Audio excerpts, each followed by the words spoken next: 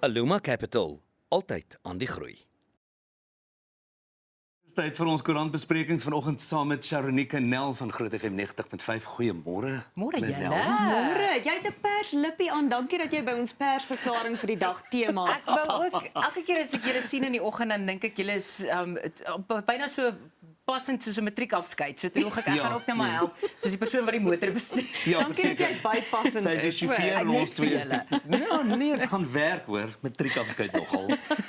Hoeveel jare terug was dit? Daai Sharonika, jy Ek het my wil nou baie baie graag nog 'n inbeleef. matriekafskeidfoto van jou sien, by the way, hoor. Ek het Net 'n net kant iets gelyk hoor. nota. Ek het net iets Dankie. gelyk. Ons wil dit nog Jong graag seun, sien. Jong seun. Hierso op Sharonika, TV. DA kap Oos-Kaapse regering oor beplande naamsveranderinge. Wat nou nog? Ja, kyk ek dink dit is 'n die Suid-Afrikaanse N-woord wat mense bietjie warm onder die kraag maak is naamsveranderinge. Ons weet die Graaf-Reinet kwessie wat mense baie kwaad gemaak het vroeër in die jaar Ja. en ons is ook bewus van Oos-London wat nou op hierdie stadium agter die 'n kap van die bel probeer kom oor minister McKenzie wat ook gesê dat daar 'n moontlikheid is dat daai naam gaan verander. Maar daar was ook nou nogal redelik konflik tans want daar was 'n komitee gewees, dis die geografiese naamsverandering komitee spesifiek van die Oos-Kaap wat die Senqu munisipaliteit nou onlangs gaan besoek het en hulle sê dit voel vir my amper soos 'n rapportreiersending. Hulle het net so 'n bietjie gaan inligting versamel en met die mense gaan praat oor die moontlikheid dat 1 Lady Grey en dan 2 Sterkspruit en dan ook Herschel se name moontlik gaan verander. En nou is dit nogal 'n redelike interessante verhaal want die DA wil nou weet, hulle soek asseblief enige bewyse van mense wat moontlik gevra het vir hierdie naamsveranderings. Die Oos-Kaap spesifiek wat nogal redelik uitgesproke is om historiese name te verander, om in hulle oë dan nou gelykheid te bevorder in die provinsie. Maar ek moet net hierdie noem. So Lady Grey wat hulle wil verander na Inkosi Makubene, Sterkspruit na Inkosi Makungazi en Herschel na Inkosi Litlongo. So Ja, dit gaan glad nie verwarring veroorsaak nie. ek voel regtig nie asof enige iemand betyds by hulle bestemming gaan uitkom nie. Dit is net myns insiens. Wel, jy gaan so lank vat om die naam te Google dat Ek jy... wil net sê, het Verstaan hulle die GPS magnate van die wêreld geraadpleeg hieroor? So die DA sê hulle voel dat openbare net deelname in hierdie tipe situasies is baie belangrik. Want dit voel ook vir my asof daar elke keer wanneer daar so 'n tipe naamsverandering kom, dan is die gemeenskap in rep en roer. Die komitee self sê dat hulle is nie daar om vir die gemeenskap te besluit nie en dit is nou op hierdie stadium nog net 'n geval waar hulle met mense gaan praat om te kyk hoe voel hulle daaroor. Maar ek kan byna my kop op 'n blok sit dat dit gaan gebeur. Ja, hulle is nie daar om vir die gemeenskap te besluit nie, hulle het sommer namens die gemeenskap eintlik klaar besluit. Ja, Maar het kom hulle, so het gevoel. hulle alternatiewe opsies vir name? Het So- hulle tweede en derde opsies ook of is dit nou net daar's een naam en dis dit? Maar so aan jy moet verstaan, ek vermoed hierdie was die 3 opsies gewees en toe verdeel hulle dit net Dit is nie tussen die 3 dorpe. Weet julle wat vir my ontstellend? Dis die Oos-Kaap kan nou nie regtig daaroor spog dat hulle een van die beste provinsies in ons land is wat finansies en dinge aanbetref. Maar Fransja, ek stem 100% met jou saam, want daar was ook gister 'n storie gewees oor ambulanse byvoorbeeld wat doodstil staan. So daai is 'n uitdaging. Die onderwysdepartement, ek verstaan ook op papier as jy mens kyk uit 'n logistieke oogpunt uit, dit is verskillende departemente, verskillende begrotings.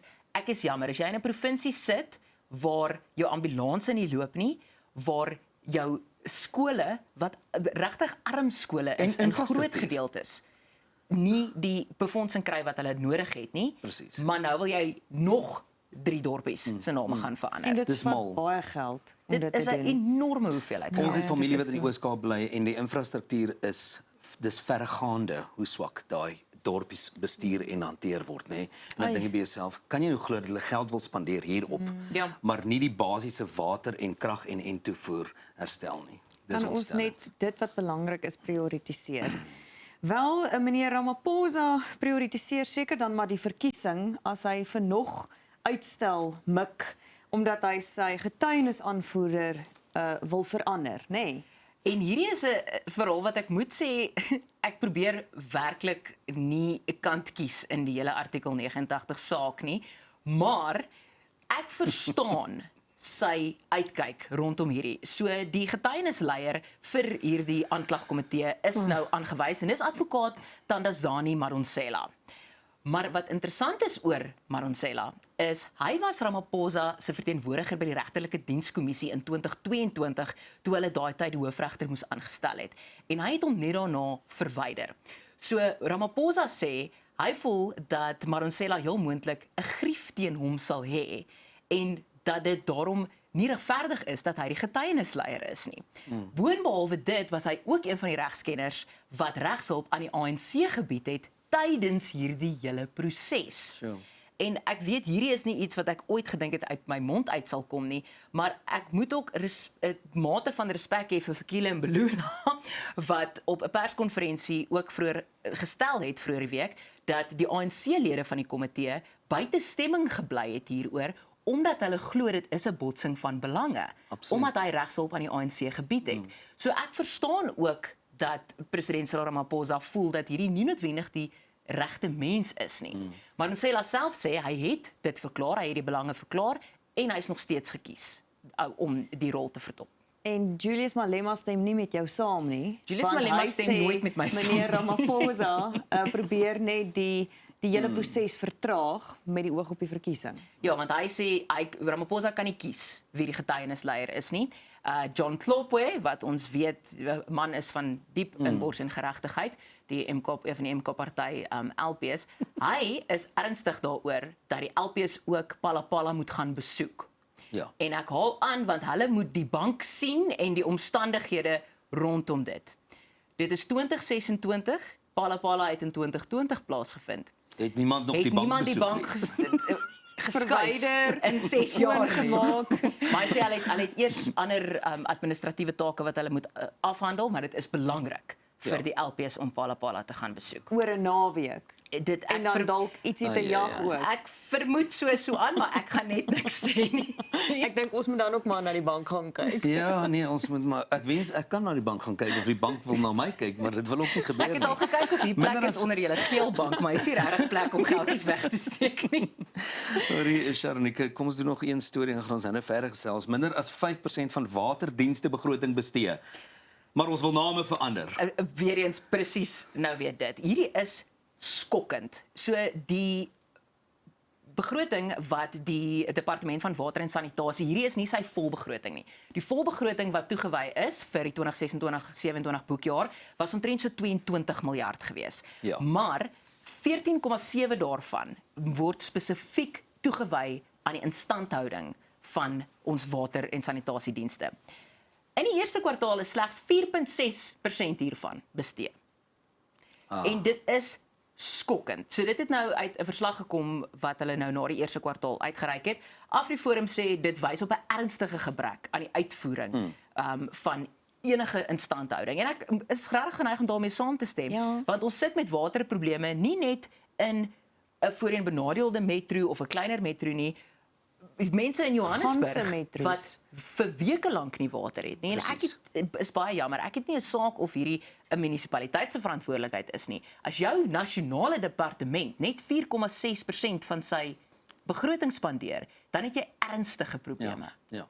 Die vraag is dan met ander woorde, daar is geld, maar wat het daarvan Waarheen geword? is dit gestuur? Want ek dink ek praat onder korreksie, ek dink is omtrent 216 projekte van die 294 wat beoog is wat aan die gang is, nie al baie gevorderd nie, net ietsie is al moontlik gedoen. Ai ai ai.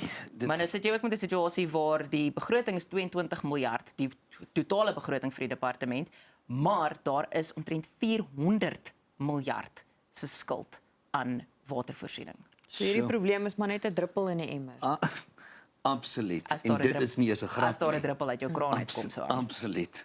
Nou ja, ons het nog interessante stories. Daar's daarom nie net slegte nuus uit die Oos-Kaap nie. Ons gaan nou van goeie nuus ook hoor wat Sharonike met ons deel. Ons gaan voort met ons koerantbesprekings hier op die Groot Ontbyt saam met Sharonike Nel van Groot FM 90.5. Sharonike, paar interessante stories gedeel voordat ons nou met Tiaan gesels het. Maar nou nog eene. Solidariteit bekommerd oor nuwe wysigings aan die Bella-wetgewing. So ek dink baie keer vergeet ek wat nou nie kinders in die skool het nie, dat die Bella-wet is in werking. So skole Ja. moet 100% volgens die Bella-wet funksioneer, Maar daar is nou nuwe konsepregulasies net aan 'n bietjie van 'n wysiging hieraan. En ek dink een van die groot uitdagings rakende die Bella-wet was deur die jare nog altyd dat ons nooit presies geweet het wat die praktiese impak sou wees nie. Veral in terme van dinge soos beheerliggaamverkiesings en dan nou ook mense wat eksterne werk vir spesifieke skole doen. So die regulasies wat nou ingestel is, solidariteit wat sê daar is van dit wat hulle ten volle verstaan. En wat positief is. Dit is asof dit net so tikkie te ver gaan om die bietjie van 'n autoriteit net so ja, kom ek sê eerder die beheer wat skole self het. Niemand sê dat 'n skool heeltemal op sy eis moet funksioneer nie, maar die vrees wat solidariteit het spesifiek met hierdie wysigings wat ons nou sal bespreek, is dat skole basies net 'n administratiewe verlenging word van die departement van onderwys. En daarvoor het ek ook begrip, want dit is byvoorbeeld die verkiesing van die beheerliggame, wat ek weet Fransjo Botha een van jou gunsteling dinge is, want dit gaan mos so vinnig altyd. Maar ek weet dat solidariteit stem saam in terme van die modernisering van hierdie verkiesingsproses om dit elektronies te maak ensovoorts en die tydsraamwerke. Maar hier's nou waar daai net stappie te ver inkom, want hulle sê dit is goed dat daar 'n konsekwente riglyn is deur die bank in terme van hoe lank mense het ensovoorts, maar wat as iets by 'n skool gebeur en hierdie regulasies is te streng? Daar's nie beweegruimte vir skole met die huidige regulasies om 'n week of 2 aan te skuif of in 'n uitsonderlike geval nie. En ek dink dit is waarvoor solidariteit dan nou bekommerd is. Dieselfde met bykomende vergoeding, en dit is iets wat baie skole mee te maak het. Dit is om iemand te vergoed vir ekstra werk en net prakties gesproke as jy nou gaan kyk na byvoorbeeld 'n eksterne afrigter by 'n skool, want ons arme onderwysers is in elk geval so oorwerk, ons kan nie van hulle verwag om dit ook nog te doen nie. Maar waar dit primêr by die skool gelê het om daai opsies aan die mense te gee en aan daai besluite te neem, kan dit nou so gebeur dat dit eers deur die departement moet goedgekeur word met 'n pak aansoeke ensovoorts. So dit is 'n uitdaging. Die belanghebbendes kan nou kommentaar lewer tot en met 5 September en Solidariteit sê hulle gaan verseker. Sjoe, ek dink ons moet dalk nou begin gaan na positiewe stories toe. Kan ons dalk praat oor dat dinge nie net sleg gaan in die Oos-Kaap nie? Hierdie is een van my gunsteling stories. Ek weet ons almal is bewus van die Black Mambas wat die vroue veldwagters is in die groter Kreer area. En hulle was nog altyd regtig 'n ligpunt vir Suid-Afrika gewees. En nou in die Oos-Kaap waar dinge dan nou nie so sleg gaan nie, het ons nou die Green Griffins en hulle is daar by dit net seker maak by die Mkambati Natuurreservaat. Okay. En wat hierdie vir my nog meer inspirerend maak, is die feit dat die oorgrootste meerderheid van hierdie groep vroue is enkel ma's uit omliggende gebiede uit. So dis werklik die gemeenskap wat na vore tree in terme van natuurbewaring. Ek weet een van die natuurbewarers wat gesê het dat sy het groot geword aan die Willekes, maar nooit regtig die belang van natuurbewaring besef nie, totdat sy die geleentheid gehad het om met 'n beurs te gaan studeer, sy het natuurbewaring gestudeer en sy is nou deel van die Green Griffins. En die stigterslede van die Black Mambas het ook gehelp om hierdie groep op die been te bring. Want die uiteindelike doel hiervan is, ek weet daar is planne om 2 wit renosters in hierdie natuurreservaat te kry, maar dit is tans te gevaarlik met stropery. So hierdie is ook 'n proaktiewe proses om hierdie jong inspirerende vroue uit hulle gemeenskap uit te kry, 'n voorbeeld te stel as enkelmaas vir hulle kinders en 'n daadwerklike verskil te maak. Ag, dit het net my dag gemaak. Dankie. Ja, Dit is my fantasties. so inspirerende storie. Ja, en hulle kan sien wat dit doen as mense saam staan, en 'n verskil wil maak. Sharonika, verlamde vrou na 4 dae lewend in pyn, vind dit in Indonesië na die aardbewing, nee. Ek het hoendervleis gekry toe ek gister hierdie storie raak lees. Ons weet van die verskriklike erge aardbewings wat in Indonesië ook gebeur het en ons honderde mense wat hulle lewens verloor het. Hierdie is 'n verlamde 84-jarige vrou en haar familie het aanvanklik gedink dat sy na veiligheid geneem is. En na 'n paar dae toe hulle niks hoor nie, het hulle weer begin soek. Hierdie vrou is ongedeerd gevind. Sy is verlam, wat beteken sy kon nie beweeg nie en sy kon ook nie kommunikeer nie. sy was 4 dae in die puin van haar huis vasgekeer. En hulle het haar op die einde gered. Haar familie sê sy's gesond, sy's uit die aard van die saak bietjie ontwater en sy's swak omdat sy vir 4 dae niks geëet of gedrink het nie. Maar hoe ongelooflik is dit Fantasties. dat Ja. iemand wat in haar posisie is, wat so weerloos is vir 4 dae en hulle het haar lewend gevind. So Dis nou geloof en hoop wat saamgewerk te het. midde van verwoesting Ja. is daar altyd 'n ligpuntjie. Verseker. Kan ons net gou na die vinnige koggies kyk? Ons het gister oor die lelikste honde in die wêreld gepraat, maar die koggies kry daarom ook 'n kollig. Ek het gedink, aangesien Gert toe nou die lelike honde gister gebring het, dat ek die oulikste honde gaan bring en dis koninklike honde, omdat koningin Elizabeth het van hulle gehad.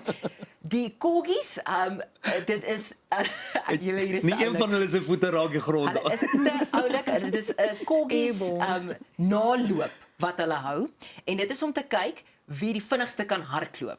Maar as dit nou is soos ek wat nou byvoorbeeld gebou is vir gemak en nie vir spoed nie, was daar nou ook ten minste 'n afdeling vir die wat nie kon hardloop nie. Julle ek kan hier, dit lyk asof hulle net deur die lug gevlieg Ja, het. jy sien nie die bene nie. Jy sien nie die bene nie. 150 van hierdie koggies wat aan mekaar gekom het uit 9 lande uit. En dit is nou nie net die resies nie soos ek sê, maar ook die slimste neus waar hulle moes honde lekker soek. So dit was 'n kompetisie. Ek dink ek sou redelik goed gedoen het in daai ene. En dan Absoluut. ook die hardste blaf. Want daar was ook 'n bejaarde kokkie wat nie kon deelneem aan die hardloop nie, maar sy eienaar sê hy het sy hele lewe lank voorberei vir die hardste blaf. Hy het nou ongelukkig nie gewen nie, maar dit is te oulik. Jy kan nie in 'n slegte by wees as jy 150 kokkies sien hardloop nie. Dis wanneer dit goed is as jou blaf groter is as jou byt. Absoluut. En 'n Hoorie, skerp Sharon, neus. Baie dankie vir daai skerp stories so aan die einde van hierdie koerantbesprekings. Ten minste het ons afgesluit met 'n glimlag, nee. Verseker. En nie 'n bekommernis nie, maar die bekommernis is nie weg nie. Dis nog steeds daar. Ons lag net ten minste nou so aan die einde van die koerante. Sharonika Nel van Groot FM 90.5 bly inskakel net hierna meer oor sporttoere.